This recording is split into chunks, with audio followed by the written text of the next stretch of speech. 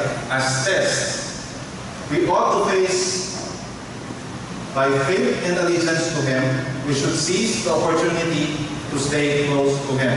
So, base po dun sa account na yun, diba? Nakita natin na ang nagpadala ng mananako, ang conqueror ng sariling bayan ng Israelita, ang Panginoon din. Siya ang nag-empower, hinayaan niya. Pero, diba?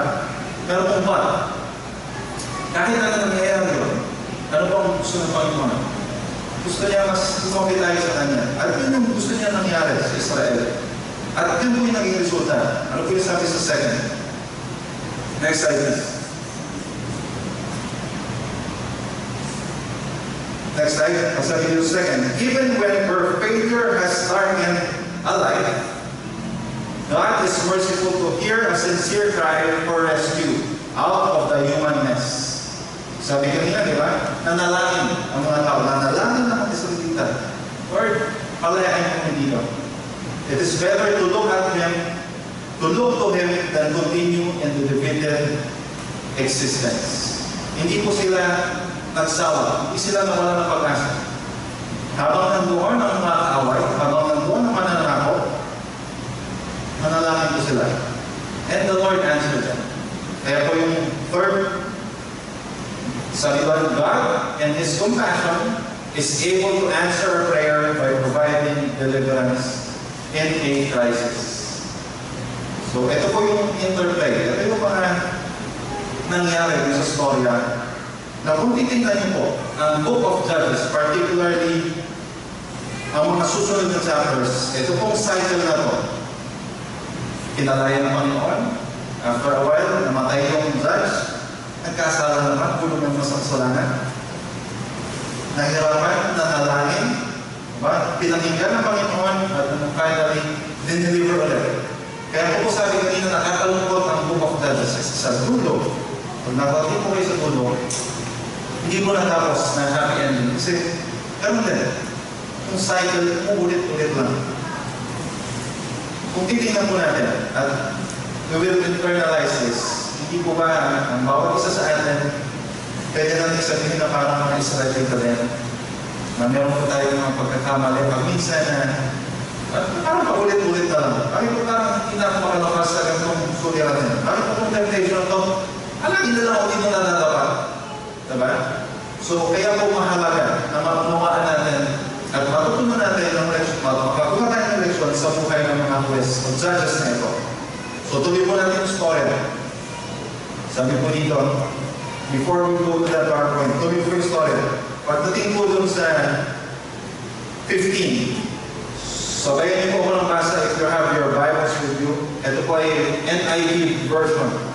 Sabi dito, the Israelites sent him with tribute to Eglon, king of Moab. Now, Ehud had made a double-edged sword about 1.5 feet long, which is strapped to his right thigh under his clothing. Alam niyo po ba kung gano'ng kahaba ng 1.5 feet? Around, or exactly 18 inches. So, si Ehud, sabi dito kaliwete siya. So, imagine niyo po, ang 1.5 feet, haba pa sa akin.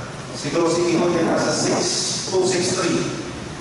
Mukha siya na espada, may pagkapanlay si Ehud, mukha siya na espada, at kung gano'ng kahabang espada, tinago niya sa kanyang thigh, right thigh. Bakit? Kasi kaliwete siya. Para pag kumuha ng espada, kaliwete siya. So, gano'n po yung kanyang ginawa. No? Sa tuloy po natin, he presented the tribute to the king of Moab, who was a very fat man. So pag sinabi natin very fat, ano yung description kanina ng word, nung pangalan ng Eglon? Calf-like. So pwede natin imagine siguro Eglon, kasing laki ng isang batang bata. Ganun siya kalaki. 400, 500 pounds or kilos. Kaya yung sumuras na siguro yung laki niya. Tuloy natin, mas natin dito. After Ehud had presented the tribute, he sent on their way the men who had carried it. So, punta siya doon, nagdala siya ng kanilang mga tribute sa hari kay Ehud. After nila present, ito yung nangyari. Dinala na, in-offer na. uwi na ulit sila. Habang sila ay pauwi na, habang pabalik sa kanilang bahay, sabi dito sa 19, at the idols near Gilgal, he himself turned back and said, I have a secret message for you, O king. So, ibig sabihin, umuna na yung party niya. Sabi niya, pabalik ako. Meron akong sasabihin kay King Eglon. So, balik siya mamisa. At pagbalik niya doon, kausap niya hari. Mahal na hari, meron akong mensahe galing sa Diyos. So, ano yung naging reaction? Sabi ko dito, Ehud then appeared, approached him while he was sitting alone in the upper room of his summer place and said, I have a message from God for you. So, ibig sabihin, dinescribe ko dito, it was in a summer place. Ibig sabihin, yung room po at kinalalagyan niya ni Eglon. At kung binabasa ko ay nasa verse 20 na. Hindi na po doon sa kanyang pinagpresentahan kanina. Lumipat na siya ng kwarto. Sabi po ng mga Bible scholars natin, ito ay isang lugar o isang room na nakadetach at merong access sa labas na pwede kang, may view, may hangin, pwede kang magpapresko.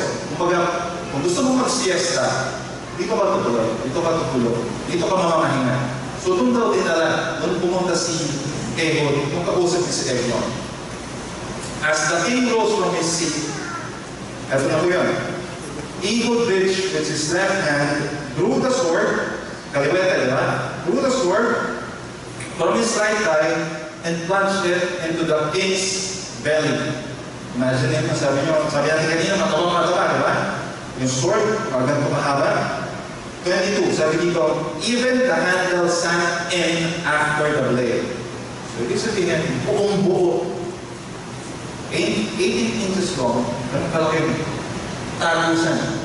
Ganun siya kataba. Pasok lahat na, nawala na yung butt ng spada.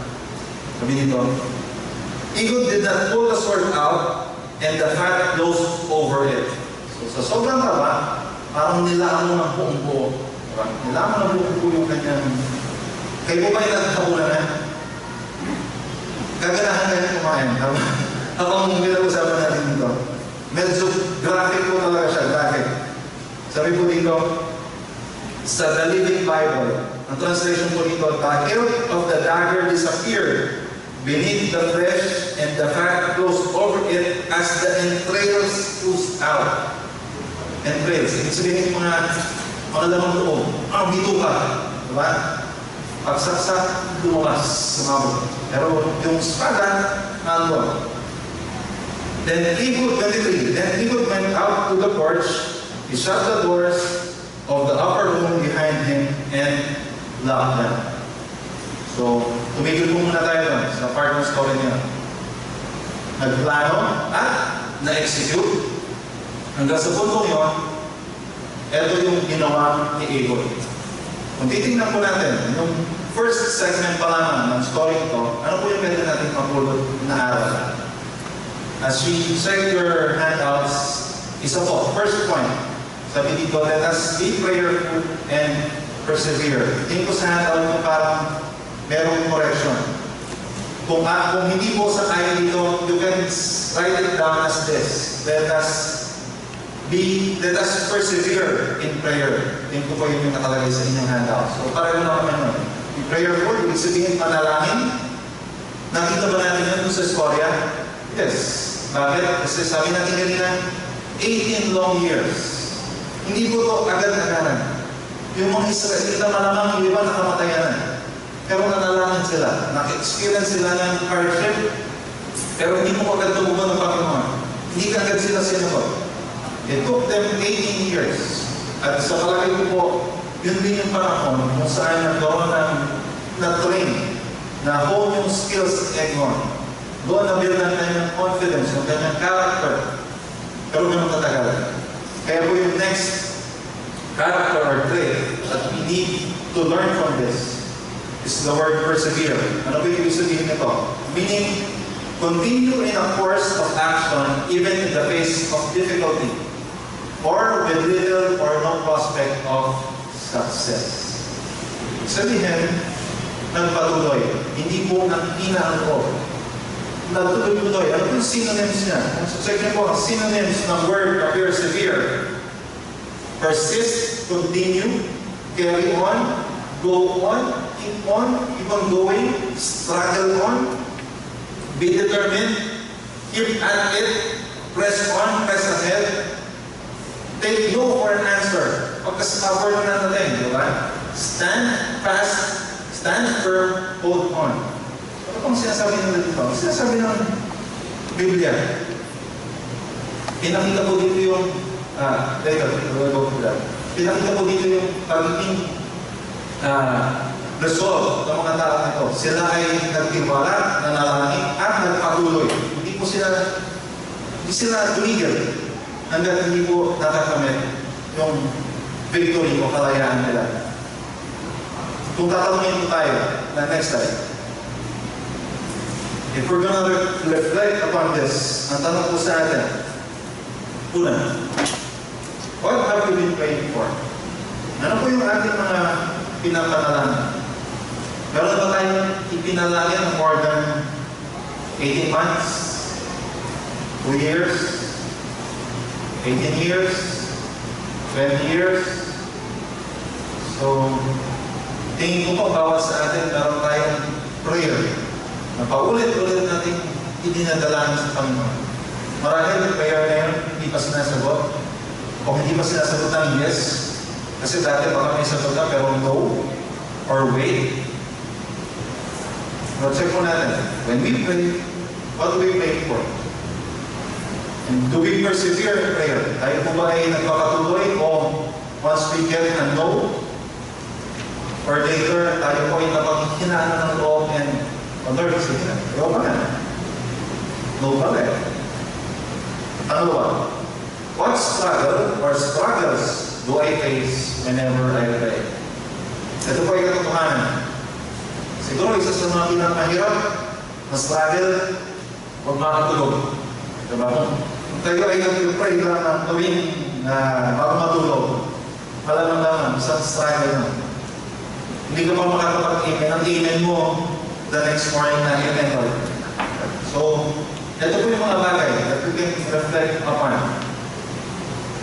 Nakita natin kung paano kumilos ng Panginoon through prayer, through perseverance, at nawa, ang bawat isa po sa atin, we can develop this. Naniniwala pa ako na walang taong makakapagsabi kahit na gano'ng katagal na siyang Kristiyano na ako ay eksperto na sa prayer. At naniniwala din ako na ang prayer ay isa sa pinakamahirap na disiplina na ma-develop ng tao, lalo ng Kristiyano. So ito yung ating challenge. We can reflect on this. Tuloy po natin yung story. Sabi ko dito, let's continue with 24. Like what? After he had gone, the servants came and found the doors of the upper room locked. They said, he must be relieving himself in the inner room of the house. So ito po ay natawag natin euphemism. Ibig sabihin, pag sinuot sa Biblia, hindi nila masabi yung gusto talaga nilang sabihin. Medyo sinensure. O pag tinignan ng MPRCB, hindi pwedeng basahin yan. Masyadong gross, masyadong madumi.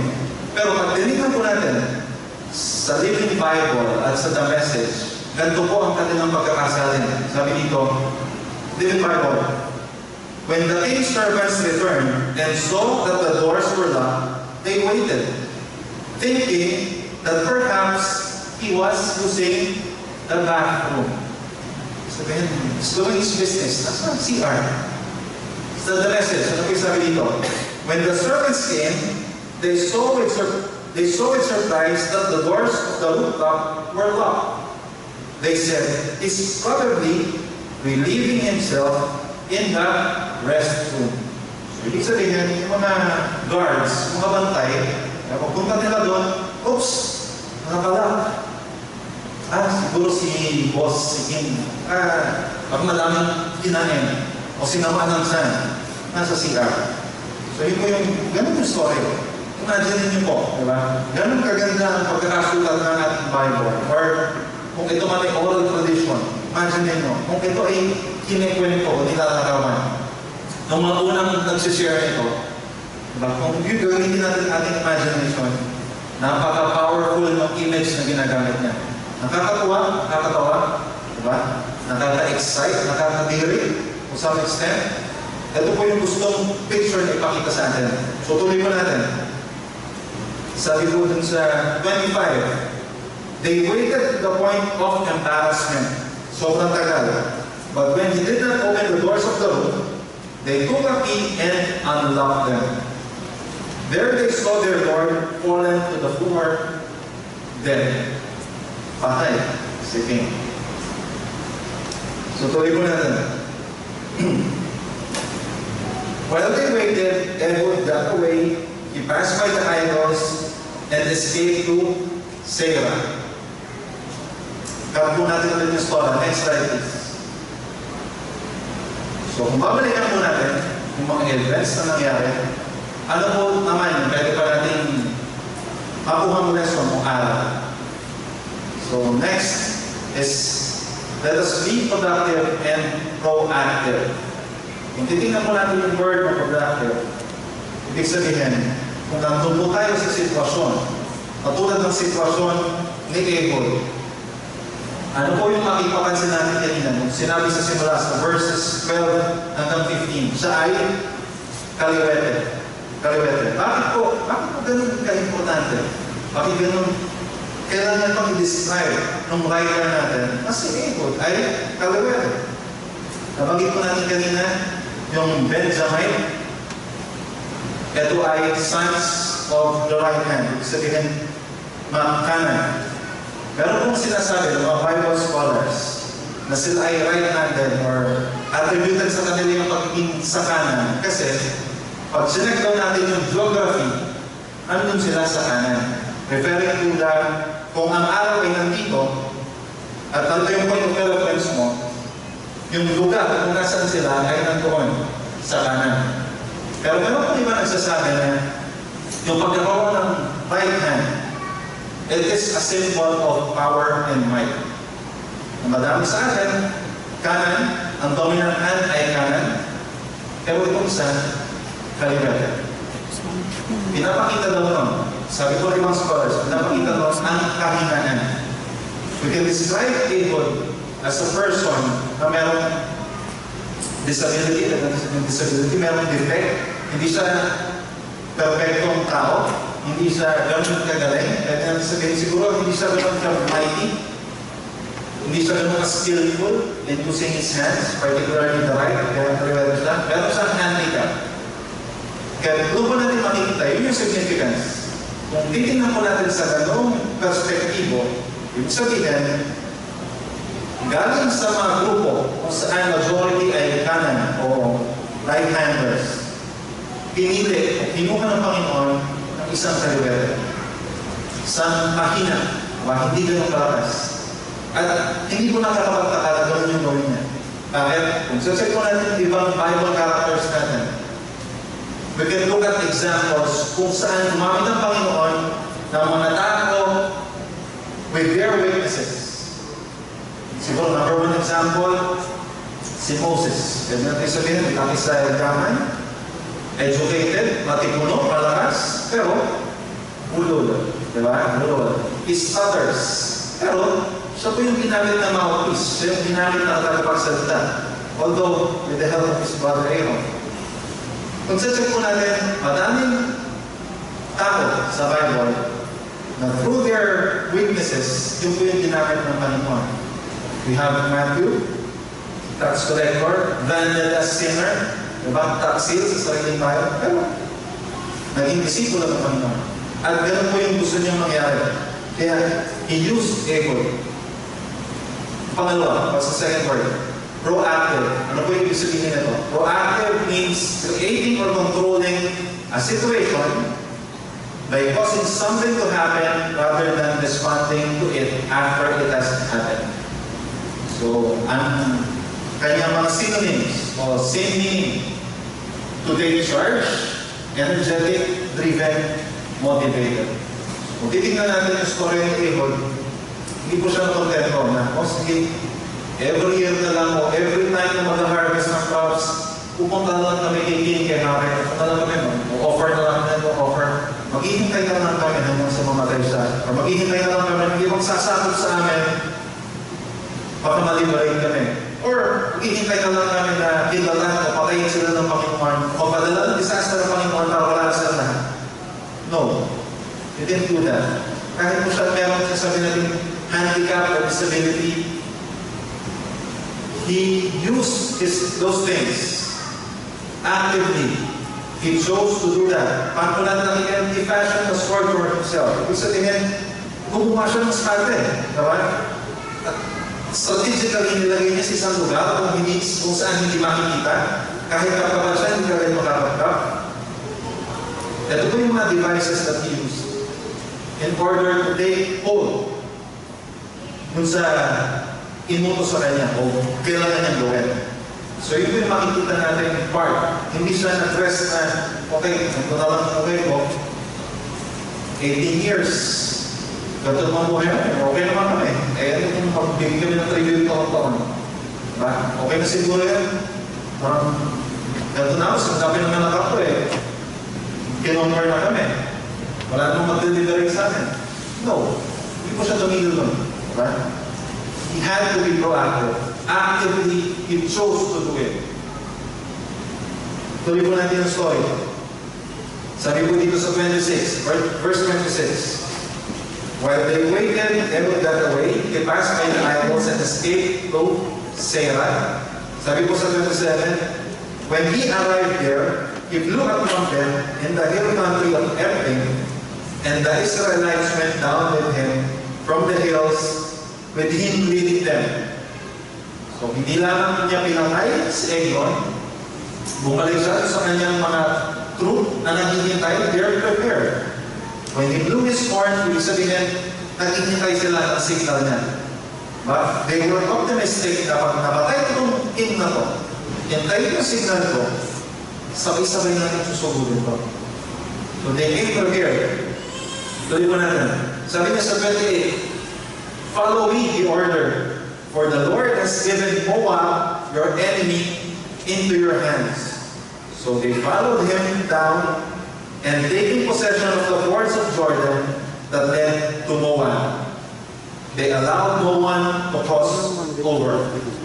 So dito pa natin makikita, Ehud exercised his leadership skills. When he said this, sumunod din sa akin, binigay na ng Panginoon ko. Diba? Yung mga kaaway natin sa atin na ngayon, uubusin natin sila. Sumunod sa kanyang goods. Kaya po dito pagdating sa 29, sabi, at that time, they struck down about 10,000 Moabites. 10,000. All vigorous and strong, not a man escaped. That day, Moab was made subject to Israel. That time, nabalikan ng kong story. Yung dating conquered, sila na ngayon yung conqueror. At kung titingnan natin, ito pong story na to, ito ay fulfillment ng pangako ng Panginoon. Itong lugar na to, kung Jericho, matagal nang dineliver ng Panginoon. Lupa na ng Israel to. At sad to say, hindi po lahat ng tribo. Hindi lahat ng tribo, sinunod yun. May mga part ng tribes na nag-compromise. Instead na patayin, ubusin yung mga lahi na pinapakonquer ng Panginoon, tolerance. Tolerance sila. Ibang nagpakasal pa, nagkaroon ng intermarriage. Worse, yung iba, napalayas pa. Diba? Sila yung naka-occupy, dumating ang kaaway, sila pangin ng mundo. Pero dito, nakita po natin, the Israelites, they regained what was originally intended for them by God. At dahil sumunod sila sa direction, sa instruction ng Panginoon. Ano ba yung effect? Sabi dito, and the land had peace for 80 years. What can we learn from this passage? Yung pong last part. Next slide, please. Before that, before going there, next slide. Reflection po muna. doon sa ating second point. There. Yan. Do I regularly seek God's leading? Do I regularly seek God's leading? Ibig sabihin, tayo ba actively? Do we talk to God and say, Lord, ito yung plano ko. Ito yung gusto kong gawin. Please give me wisdom. Sa tingin ko, ito yung pinaka-logical na gawin. Ito na gagawin ko. Lord, bahala ka na. Or tayo sa Lord, hindi ko alam gagawin. Ito yung gusto kong gawin, pero gusto kong gawin kung ano yung naayon sa kalooban mo. And I will seek leading. I will seek wisdom from you. And while we're doing that, kapag sumugot o tumugon ng Panginoon, yun yung follow-up question. How did I act when God led me to do something? Ito pa yung mas mahirap. Pwede kasi, Lord, ito pinag-pray ko eh. Pwede ba? Paano kung ibigay sa'yo? Let me give you an example. Paano kung meron nakasakit sa inyo? And you pray, Lord, strengthen me. Palaksin niyo ako, turuan niyo ako, patatagin niyo ako. So kung makakasalubong ko, if I finally face kung tama nakasakit sa akin, who did me wrong, kahit wala akong ginagawa sa kanyang mali, how do I react? Ito po yung mga bagay na kailangan natin to prepare. Or, pwedeng hindi ganun. Pwedeng simple. Kung simple. Pwedeng we are caught up in doing things na kala natin okay lang. Like what? Mas estudyante, siguro okay lang na meron konting me time, computer on the side, Facebook on the side, Twitter, Instagram. Pero baka mamaya, we got so caught up in it na nadidiscover na. Nasa sidetrack na tayo. Nasaan yung binigay sa atin ng Panginoon?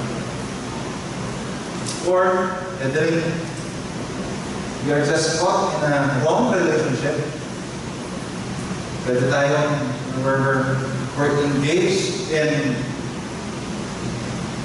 substance abuse. Pwede meron tayong addiction, alcohol, smoking. Tayo lang po nakakalam na. Siyempre, pag nandito niya natin kaya naminin niya, hindi natin kaya salinin niya. Pero paano kung addicted tayo na? What if we're hooked on porn? Diba? Internet, tingin ka lang, biglang, oops, ito na yung magpapapap sa screen mo. Mga bagay na ito. What if we are engaged in an illicit relationship? We engage in sex before marriage. May mga bagay na, when we do these things, can we feel na kapag nilig tayo ng Panginoon na anak, tigilan mo na yan. Anak, tama na. Anak, bumalik sa akin. Tatanggapin naman nila eh. Pero iwanan mo na yan. Right? Yun yung magkirap. If we don't do that, katulad tayo ng mga Israelita, ulit-ulit na. Pwede mabigyan ka ng comfort ngayon na, sige, pero susunod, hanggang hindi po natin natututunan yan, cycle ko. Paulit-ulit po natin pag-aaralan, matututunan. So next. What's our next? The last point. Let us be prepared and prudent. Prepared. Tungkol sa story natin, dun sa account sa dulo, habang pinatay na, nung pinatay na si Eglon, at pumatake na yung Israelita, prepared po ba yung mga Moabites? No. They were caught off guard. Diba? Hindi nila akalain. Hindi nila yung akala. Diba? Siguro kinangkapan si Ehud. Eh pagkakot na naman books, walang sword dito sa sides. Diba? Walang sword sa likod. Hindi nila may sword pala dito sa loob. Diba? Hindi prepared. Or may aatakin, umatake na tulog siguro. Walang ginagawa. Diba? O kumakain. Yung mga bogita. Ubos. They were unprepared. Who was prepared? Si Ehud. Sila yung prepared. Prudent. Ano ba yung prudent? Ano yung sabihin ng prudent? Acting with or showing care and thought for the future. Synonyms. Being wise, sensible, sane, and rational. So, ibig sabihin, sila, mga Israelita, through the leadership of Ehud. Sila yung nagpakita ng wisdom. They came prepared, kaya pagdating ng battle, unong sila. Actually, kung titingnan niyo po, kaya na-relate ko siya kanina doon sa ating mga special agents, 007, Mission Impossible. Kung titingnan niyo po, it seems like, mukhang, pag binasa natin at pinag-aralan natin, mukhang pinagkulang ka ng maigil. Talagang pinag-aralan, diba?